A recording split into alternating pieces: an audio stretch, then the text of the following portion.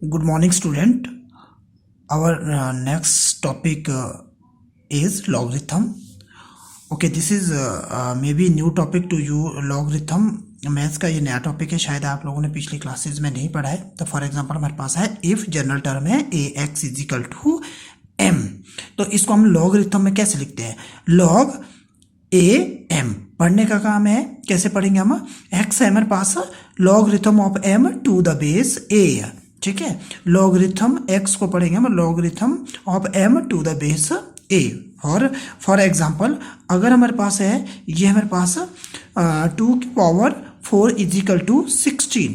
2 की power 4 is equal to 16 log की form में हम इसको देखो कैसे लिखते हैं. दैट इज लॉग बेस में लिखा हमने 2 स्मॉल है, दैट इज 1/3 ऑफ 16. ये हमारे 16 के 1/3 होना चाहिए. जो हमारे हमने 16 लिखा है, जो बेस है ये 16 के 1/3 होना चाहिए.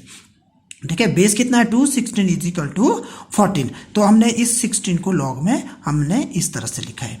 ठीक है, फॉर एग्जांपल 3 की पावर 3 इज इक्वल टू 24. तो हमने 24 ये है 24 किसका 3 बेस में. ठीक है, 24 इज इक्वल टू 3. तो ये हमारे पास है इस तरह से लिखने के लिए. उसके बाद हमारे पास स्टैंडर्ड फॉर्मूला.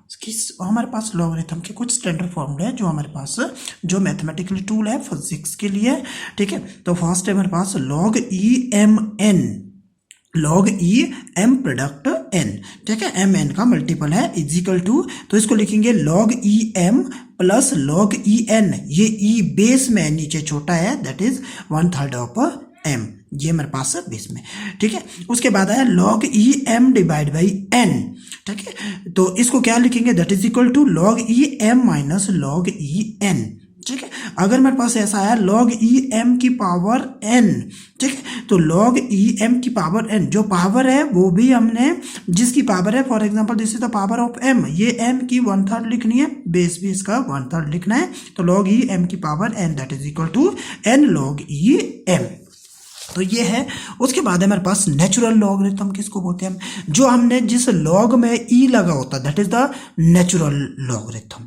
ठीक है, तो नेचुरल लॉगरिथम में जो ई की वैल्यू होती है दैट इज 2.7182. ये रिमेंबर रखना आपने.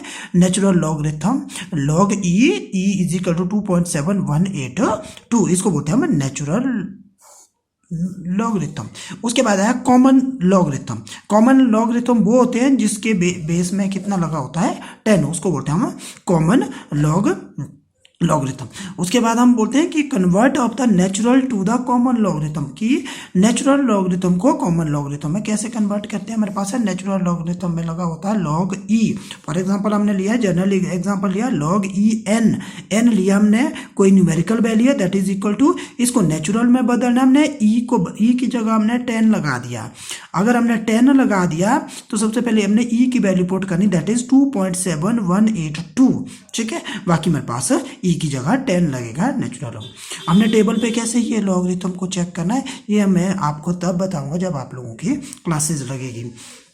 उसके बाद for example log e 10, log e की 10, इसको हमने अब किस में कन्वर्ट करना है? कॉमन लॉग में. सबसे पहले कॉमन लॉग में ई को हटाना है, ई की जगह हमने 10 लगा दिया, आगे मल्टीप्लाई करना है 2.7182 10. ओके, अब बेस भी 10 है और जिसका हमने लॉग लेना वो भी 10 है, तो दोनों की वैल्यू जब सेम वैल्यू होती है उसका हमारे पास आंसर कितना आता है? 1. फॉर एग्जांपल अगर मेरे पास ऐसा होता लॉग